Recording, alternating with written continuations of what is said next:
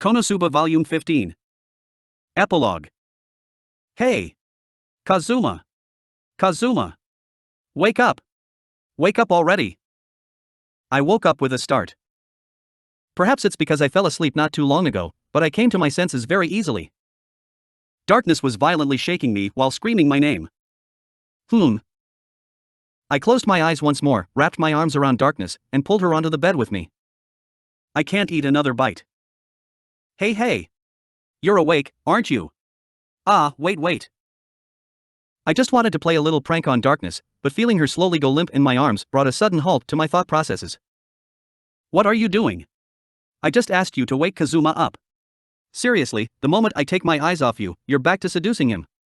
You really are a slut. No, that's not. I haven't done.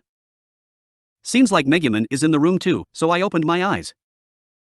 And of course, the first thing that I saw was Darkness's eyes. Did you come to attack me again? You little. After separating myself from Darkness, whose cheeks turned red under these false accusations, I stretched and said, "What's the matter, you two? Why are you raising such a fuss so early in the morning? It's already noon. More importantly, this is really serious. Please read this." Rising up from my bed, I accepted the envelope that Megumin handed to me. Inside it was a letter written with an extremely exquisite penmanship, and I wasted no time in reading it. Dear everyone. The light breeze heralds the refreshing breeze of autumn. How is everyone doing? Darkness, don't go overboard with that game you play where you repeatedly stub your toe against the dresser. Megumin, if you don't rein in how often you use your explosion, I'm certain your actions will eventually be counted as one of the factors contributing to the greenhouse effect. Kazuma, I know that you're a young man with a healthy libido, but please stop laying out everyone's laundry on the floor and rolling through them. I crumpled the letter I was reading and threw it into the corner of the room. Megumin picked up the letter from the floor. I understand how you feel, but please read it all the way to the end. Well, I couldn't exactly refuse her request, so I continued reading. Now then, the Demon King is currently spreading chaos and destruction throughout this world. Do you think that the beautiful and lovely goddess that I am could simply stand by and let the Demon King do as he wishes? No, I cannot do that. For the sake of my beloved Axis cultists spread throughout the world. To answer the wishes of the 10 billion people who believe in me. I'm heading out on a journey to become a legend. I raised my head. Are there really 10 billion Axis cultists in this world? There'd probably be about a few hundred at best. Hearing Darkness's words, I let out a relieved sigh before continuing to read the letter. Thus, in order to turn this lofty ideal into reality, I'll be going out for a bit to take down the Demon King. I leapt off my bed. That idiot. Towards the flustered me, Darkness started. Aqua has been saving up the allowance you've been giving her. She should have saved up quite a sum by now, so she might be trying to hire a few skilled adventurers right now. I rushed to grab my jacket. If I don't hurry up and chase after her. Then, just as turned back towards the two, I noticed something off about their expressions.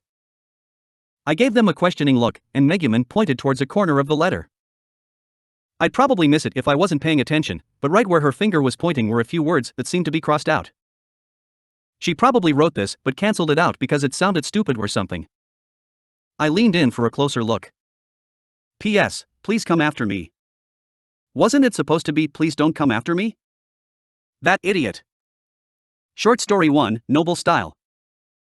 I was at a fully booked out high-end restaurant, wearing an unfamiliar tuxedo, and staring at the myriad of dishes laid out before me. In this kind of setting, the table etiquette I should use is: I'm supposed to use the utensils starting from the furthermost ones, right? Kazuma, how many years has it been since you heard about that? Nobles are extremely sensitive to changes in trends. Right now, you should start with the innermost ones. Darkness, seated opposite me, said in an astonished tone. Seriously? The etiquette is different in this world too? Still, Darkness did start from the innermost utensils. She's a noble lady, so I'm sure she knows what she's doing. I see. It's a different country with its own culture, so it's only natural for table etiquette to be different too. But I know about this one. This is called the finger bowl, right? It's meant for washing your fingertips. Saying that, I dipped my fingers into the bowl of water placed next to the table. That's meant for washing your face. This is a restaurant directed towards serving nobles, you know? Both parties wash their faces with it before eating. It's meant to signify that neither party has any ulterior motives as they dine with each other without wearing any sort of makeup. You're kidding, right? I mean, there's no towel, so wouldn't your face be left dripping? What do you think that napkin is for? Why did you put it on your lap in the first place? Seriously? Isn't this used to keep any food stains away from your clothes? Today's just practice, so it's fine, but make sure you properly memorize the etiquette for tomorrow. Otherwise you'd embarrass me. Right, so first, let's start with the soup. Seeing me caught off balance, Darkness began with a smile. A lady from some noble house requested to meet with me. Right now, I am a celebrity famous enough to appear in the papers. Just like how Iris wanted to meet with me in the past, a similar request seemed to have ended up on Darkness's table. Yes, a proper Oju-sama. A noble lady, huh? I'm sure she's a girl who couldn't lift anything heavier than a pair of chopsticks, fawns all over a small animal the moment she lays her eyes on one, and speaks to the flowers in the gardens. Anyone who fits that description perfectly would be a very strange person. Just what do you think noble ladies are? The nobles might appear gentle on the surface, but each and every one of them have hearts as black as coal. Darkness, who is incidentally also one of those noble ladies, said with a sigh. Cut it out. This is a dinner that might restore the image of noble ladies in my mind after you have brought them so low. At least let me get excited about it before we meet. Why don't you explain to me exactly why your image of noble ladies have been brought down by me? Darkness gave me a glare, and I avoided her gaze. Noble lady sure does have a nice ring to it. Ha! All the nobles I've met with so far have all been full of weird quirks, so I shouldn't get my hopes up, but it'd be nice if it was a gentle Oju-sama. I wistfully voiced my hopes about the noble lady, and Darkness bit on her lip as though she wanted to say something. Eventually, she spoke up. Say, Kazuma, it's fine to look forward to it and all, but do you know the etiquette for dealing with nobles? Nobles are very sensitive to trends, you know? Are you familiar with the latest ones? And thus, Darkness offered to coach me. And the next day. So you are Sato-sama, yes? I've heard many great things about you. I'm glad to finally meet you in person. I hope we can have an enjoyable conversation today. I'm honored to be in your presence. If you wish, I'd be happy to converse with you. After visiting that high-end restaurant yesterday, I greeted the noble lady under the watch of Darkness. Now, pardon me. Eh? When I washed my face in the finger bowl-like item, the noble lady let out a soft gasp. As I wiped my face with my napkin, I noticed that the patrons around us started staring at me. As expected of an adventurer, you sure are quite wild. Ah, the soup is here. The soup of this restaurant is very rich. I grabbed the bowl containing the soup in both hands and noisily downed the entire bowl in a single shot. I thought it was a little weird at first, but Darkness said that making noise while consuming it meant that it's delicious. There are similar customs back on Earth too, so I suppose it's not unthinkable for it to be the case here. Just then, I noticed something was off. The lady facing me was blushing bright red and trembling with embarrassment. And next to her, Darkness was blushing too and shivering. You lied to me, didn't you? Don't you dare laugh. After getting chased out of the restaurant, I gave Darkness an earful on the way back home. Do you have any idea how much I was looking forward to this? She's a noble lady, you know? A proper Oju-sama. How could you ruin it? Yes, I'm sorry. Still, you should be a little thankful to me. That lady really does have an ulterior motive. Her family enjoys opulence and spends gold like water, and is rumored to be on the verge of bankruptcy. Just as those rumors started to spread, she suddenly wanted to meet with you. Still. Put. She's been constantly breaking out into giggling fits ever since we left the restaurant. How long are you going to laugh?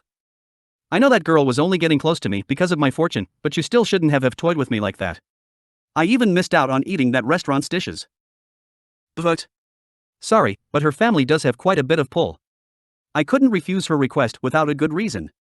I'll buy some high-quality ingredients and cook you a meal once we get back as an apology. High-quality ingredients, huh? No, I'm not so easily swayed. And afterwards? Well, we can have a meal together. I'm a noble lady too, you know? Can you forgive me with that? Darkness said with a bright smile. Short story 2, the basic equipment to take down a demon king. As I turned my sword around in my hand, I mumbled to myself. I really want a magic sword. Yes, a magic sword. Even though I've taken down more than a few Demon King's generals, my equipment was still pretty crappy. If it was a game, I would have gotten my hands on the rare equipment that they were using or found some amazing item hidden away in their stronghold by now, but that hasn't happened at all. Just then, Megumin suddenly looked up from her book titled How to Prepare Beef and Potato Stew for Dummies and said, "Isn't your Chunchunmaru a pretty rare sword already? What part of it is unsatisfactory?" "There's the name, for one." Indeed, this sword was forged with the vague ideas of Japanese sword forging techniques that I gleaned from documentaries and the like. Of course, it's not as well made as a proper katana, and it has a very painful sounding name engraved into the blade. It's a little boastful for me to be saying this, but there aren't that many swords that have such a cool name, you know? I've said this before, but your naming sense is really strange. I never dreamed that there'd come the day where you'd be criticizing my naming sense. Just where does this girl get her confidence from? Still, a magic sword, huh? I do understand why you might want something like that. It'd be hard to take down the Demon King without a powerful magic weapon, after all. I'm not doing this for such a grand purpose, so stop it. Still, even though I'm not going after the Demon King, there are quite a few monsters that can't be harmed without a magic weapon in this world. I am a pretty famous adventurer by this point, after all. Maybe it's about time I get my hands on a magic weapon or two. Oh, very well. Let's go get a magic sword, then. Megumin said in the same tone of voice one would use to say, "I'm off to pick up some milk." Not long after, we arrived at the Adventurers Guild. See, there's a magic sword. I want to say it's been some time, but what's going on now? Standing in front of us was the magic sword guy. Say, Megumin, if I take away the magic sword from the magic sword guy, wouldn't he just become a regular guy? True, that magic sword really is that guy's only unique point. Hey, wait, even I do have plenty of other memorable traits. And would you please call me by name? The magic sword guy started raising a fuss for some reason. You'll bother the other people if you shout like that, magic sword guy. Anyway, Kazuma here wants a magic sword. If I recall, you have a powerful sword called Graham, right? Why is it that you can remember my sword's name but not mine? The magic sword guy still seemed just as agitated. Still, something just came to mind. Megumin, Graham is a magic sword that only he can make use of. I don't think I'd be able to make proper use of it. Is that so? I really think it's a waste for the magic sword guy to have such a powerful weapon when he can't even manage to take down a single Demon King's general. The magic sword that the magic sword guy has is a divine treasure that is linked only to him. A waste. Hey, wait, even I managed to take down a few high bounty targets. Well, it can't be helped in that case. Let's head over to our next stop, then. Listen to me. And the next stop that Megumin was talking about is... Welcome, dear customers who are looking for a magic sword. Moi stocks various magic weapons in this store, so feel free to pick one you like. Ah, yeah, if you want a magic sword, a magic item store is of course a good place to stop at. A very jovial Vanir welcomed us as we stepped foot inside Wiz's magic item shop. Kazuma, look at this. From what I can tell, this is a very powerful magic item. Moreover, this thing feels really compatible with me. Ho! As expected of a crimson demon, your eye when it comes to magic items is sharp indeed. That's a rare magic sword that will explode when you pour mana into it. I'm not buying that. Judging from my past experiences, Vanir will definitely try to pawn off something useless onto me, so to head that off, I took out a small but heavy bag filled with coins. Use your powers to help me find a magic sword that I can use and isn't trash. Leave it to me, dear customer. Fa ha ha ha ha.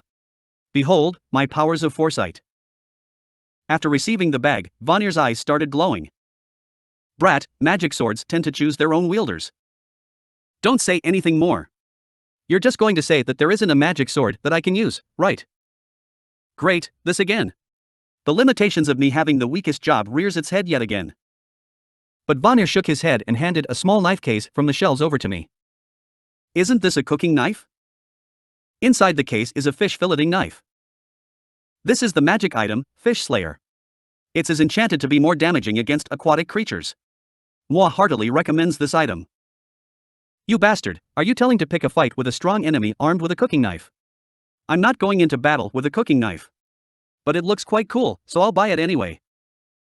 And thus, my kitchen was equipped with a magic sword.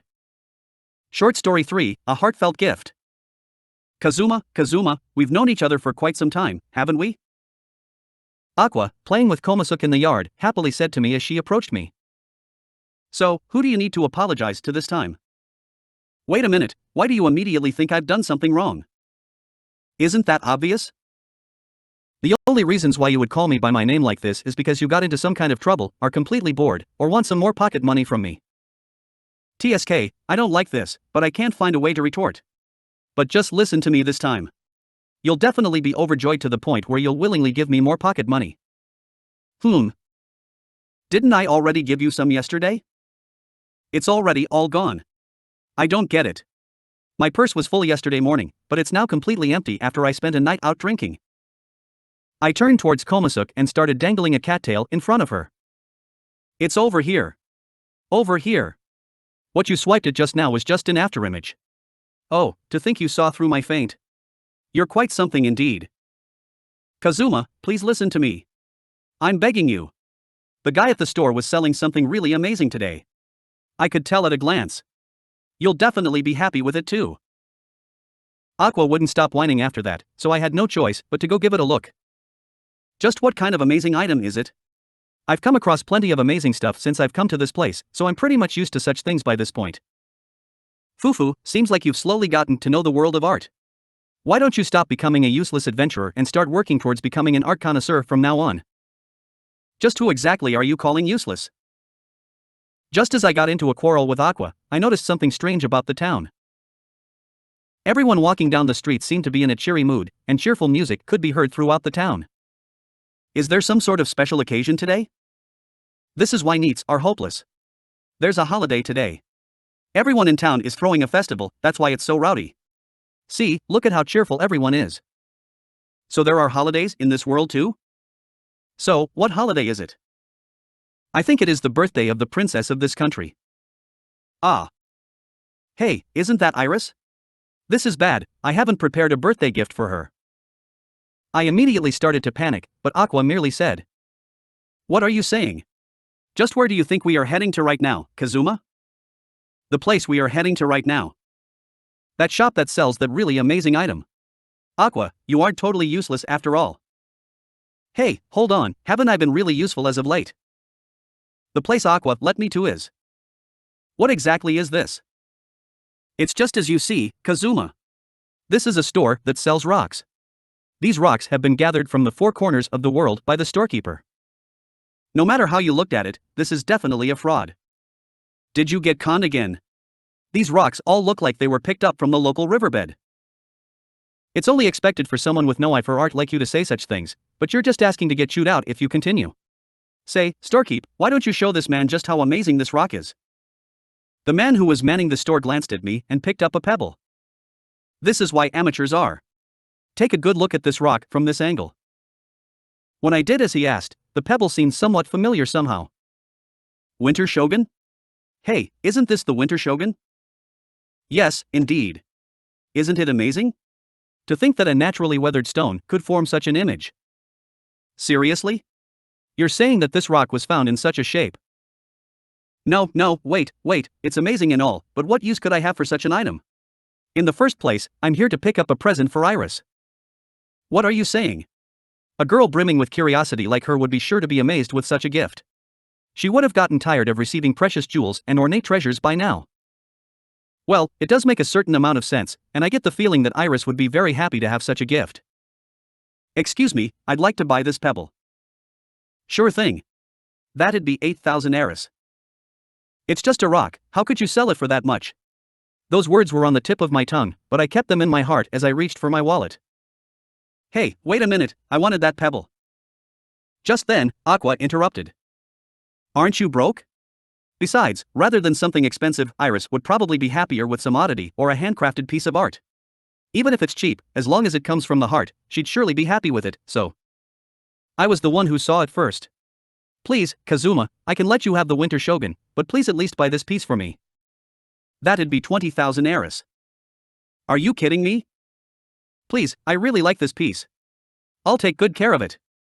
See, from this angle, it looks a little like Konosuba. Seriously. Oh, fine, I'll buy it for you. She did help me pick a gift for Iris today, so I guess I can indulge her just this once. Thank you, Kazuma. Seeing Aqua happily cradle the piece of rock to her chest, I thought to myself, well, I suppose this isn't too bad. I'll probably forget about this in an hour, so I wanted to thank you before I forget. Give that rock back to me, I'm going to go get a refund. And thus, I spent the rest of the morning chasing after Aqua. End of Volume 15, Heretic Syndrome.